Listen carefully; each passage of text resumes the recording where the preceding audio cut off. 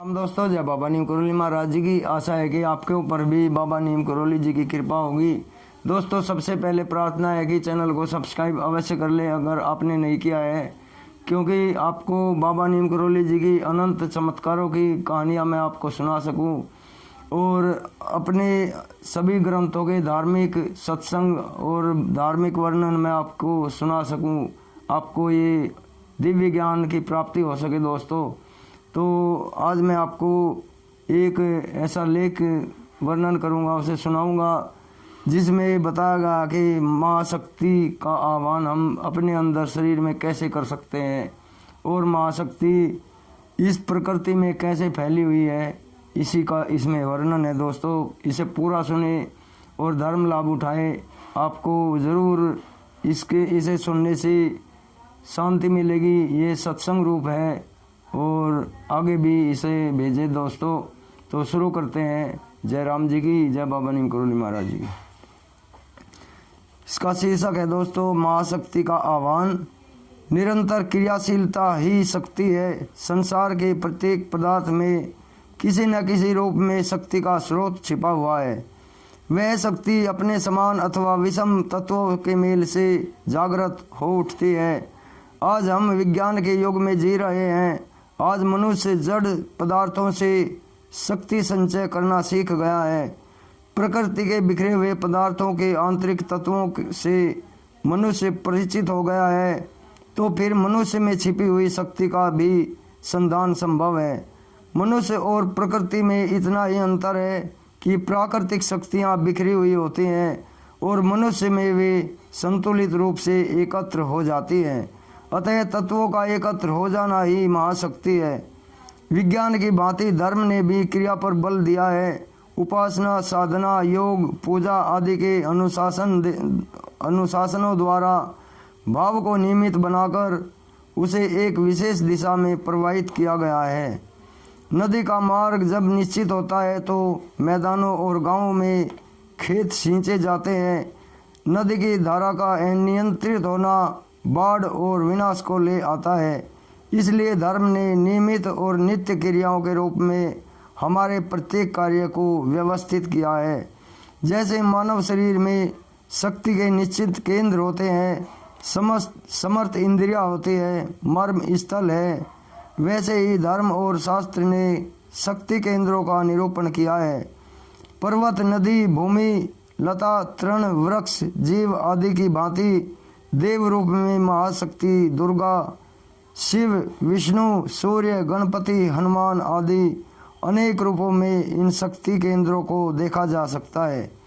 महाशक्ति संपूर्ण सृष्टि में व्याप्त चित्त शक्ति है।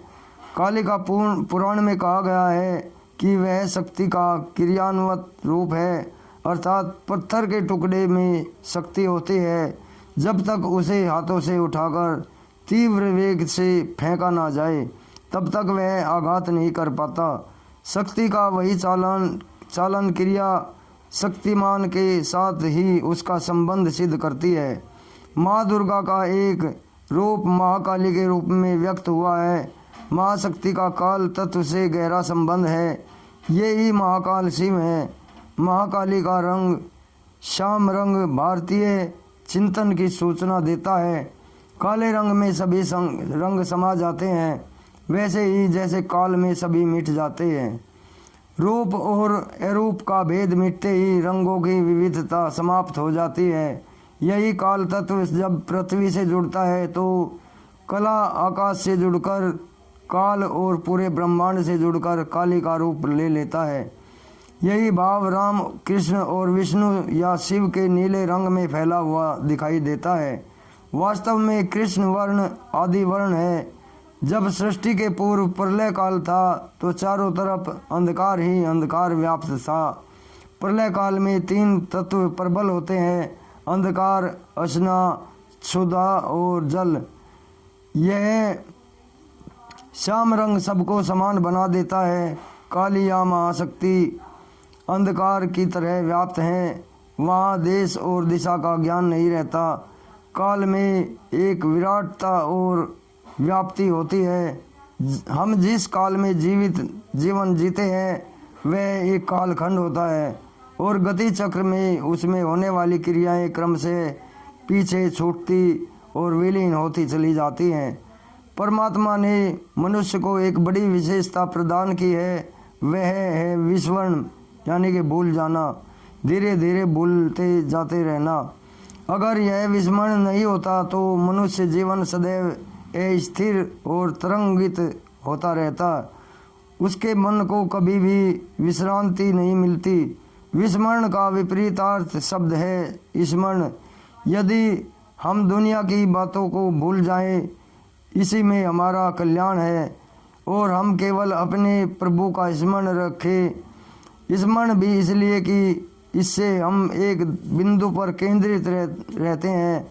तभी तो नवदा भक्ति में स्मरण को भक्ति का एक स्वरूप माना गया है। काल व्याप्त होने के साथ साथ बहुरूपात्मक है।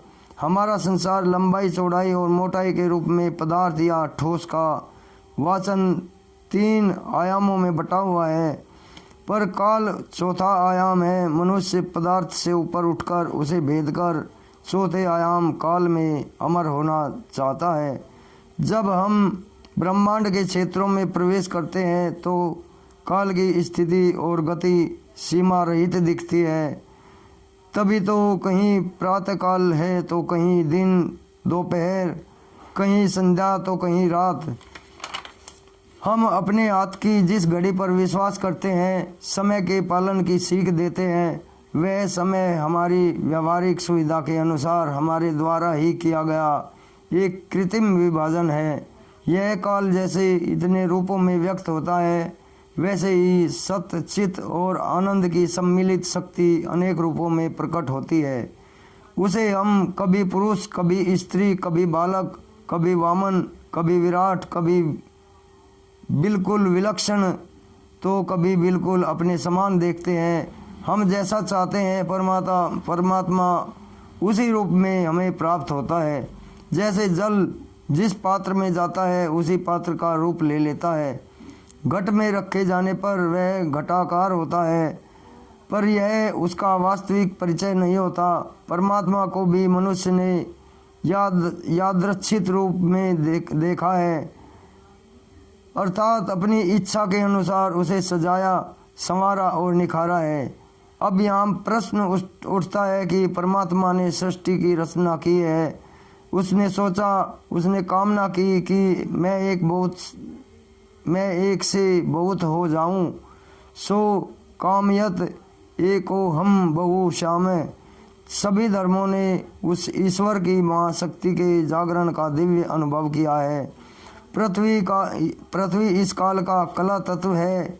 यूँ कहें कि यह प्रकृति या यह विश्व कला सामग्री है। यहाँ भांति भांति के रंग और बदलती हुई ऋतुएं हैं जो परिवर्तन के द्वारा मानव जीवन की नवीनता को सूचित करती रहती हैं। वे बताती हैं कि जन्म से मृत्यु तक यह यात्रा रंगमयी है। उसमें निरंतर परिवर्तन ही उसे सुंदर बनाता है। इसका अर्थ हुआ कि कला जड़ता को तोड़ने का दूसरा नाम है। वह एक गतिमय अनुभव है। काव्य, चित्र, वास्तु, मूर्ति, छंद, नृत्य आदि सभी कलाएं हैं। सभी कलाएं प्रकृति के बदलते हुए ताल छंद का परिचय देती हैं। कला के माध्यम से हम देखे हुए को फिर देखना चाहते हैं। यह दर्शन ही भक्ति के क्षेत्र में मूल्यवान हो जाता है। हम बार बार मंदिर जाते हैं, पूजा गृह में परमात्मा की उपासना करते हैं, उसे अनिमेष निहारते हैं। इस प्रकार दर्शन, मज्जन और पान ये सभी तृप्त होने की विधियां हैं। हमें रस तभी मिलता है जब हम उसका बार बार अनुभव हो। तभी तो विचार को ने भक्ति को भी रस माना है। यह एक मनोवैज्ञानिक सत्य है कि एक ही वस्तु के एक के लिए भयावह और दूसरे के लिए सुखद होती है। श्रीमद् भागवत गीता के एक प्रसंग के अनुसार कृष्ण कंस के लिए भयावह है, पर ग्वाल बालों के लिए परम सखा है। इसी प्रकार महाकाली का स्वरूप भी भय और आनंद का अद्भुत मिश्रण है। समस्त सृष्टि को अपने पद चाप से थर्राती हुई अपने रुद्र रूप से और वेग से समस्त भूगोल खगोल को प्रकंपित करती हुई महाकाली की लील जाने वाली महामुद्रा भक्तों के लिए अभेदानी प्रतीत होती है। उनके खड़खड़ाते हुए मुंडमाल और करवाल से चूती हुई दैत्य रक्त की धाराएं प्राणियों को निर्भय और निसंशय कर देती हैं। उनमें क्रोध और करुणा का अग्नि और जल का मृत्यु और जीवन का सनातन खेल चल रहा है। भगवती भक्त से न धन चाहती है और न दक्षिणा, न पूजा चाहती है, न उपचार चाहती है, न साधना और न क्रिया। माँ चाहती है केवल रुदन, गहरी आर्तता से छना हुआ रोदन मधु ही उनका नैवेद्य है। नामोच्चार और प्रार्थनाओं से पिघली हुई तरल अश्रु बूंद ही उनका अर्घ है। भक्त को एक ही पुकार पर स्तनभार से नामित करुणामयी माँ भक्त को अपनी गोद में उठा लेती है। महाशक्ति की परिकल्पना के मूल में देव या शुभ तत्वों की एकाकारता मिलती है। अतः शक्तियों का समग्र रूप ही महाशक्ति है। मनुष्य में कई प्रकार की शक्तियाँ होती हैं, जैसे चित्त शक्ति, देह शक्ति और प्राण शक्ति। चित्त शक्ति मानसिक शक्ति है। मन निरंकुश शक्ति होता है और उसमें व्यवस्था नहीं होती। उसकी क्रियाएं कुछ दिखाई भी नहीं देती हैं, पर जो वस्तु दिखाई नहीं देती उसकी अधीनता हम जल्दी स्वीकार कर लेते हैं। योग, प्राणायाम, संशय आदि से मानसिक शक्ति को धीरे धीरे विकसित किया जाता है। जैसे शरीर का व्यायाम शरीर को सुगठित और आकर्षक बना देता है, वैसे ही मन का व्यायाम मन की और आत्मा की गति का नियमित रखता है। शरीर की शक्ति को वह व्यर्थ प्रवाहित नहीं होने देता। आज हम तनाव एवं कुंठा से वातावरण में जी रहे हैं। आज हमारे मन में अनेक चिंताएं व्याप्त हैं, दुख और विषाद है, पर विचार करने की बात है कि चिंता तो चित्त का सहज धर्म है। साधना के द्वारा हम यह आत्मनिरीक्षण करते हैं कि हम क्या सोच रहे हैं, हमारे पास चिंतन की दिशा क्या है। स्वामी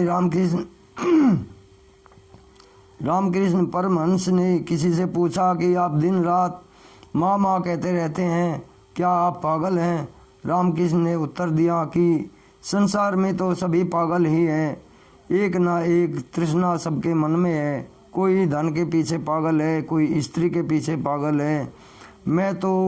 यदि मैं माँ के लिए पागल हूँ तो आश्चर्य की क्या बात है। इस मानसिकता शक्ति का उदाहरण मानस जप या अजपा जप या मानस पूजा के विधान में देखने को मिलता है। तो दोस्तों, ये सत्संग रूपी प्रसंग है, इसे पूरा सुने। आपने सुना होगा और इसे समझे। इसमें अकूत ज्ञान भरा हुआ है, दिव्य ज्ञान। तो आपको कैसा लगा मुझे बताएं। अभी मुझे आज्ञा दे। मैं सभी देवी देवताओं से प्रार्थना करता हूँ कि सभी मेरे भक्तों, अपने भक्तों की जो भी इसे सत्संग को सुन रहे हैं, उन्हें परम ज्ञान दे और परम शांति मिले उनके मन को।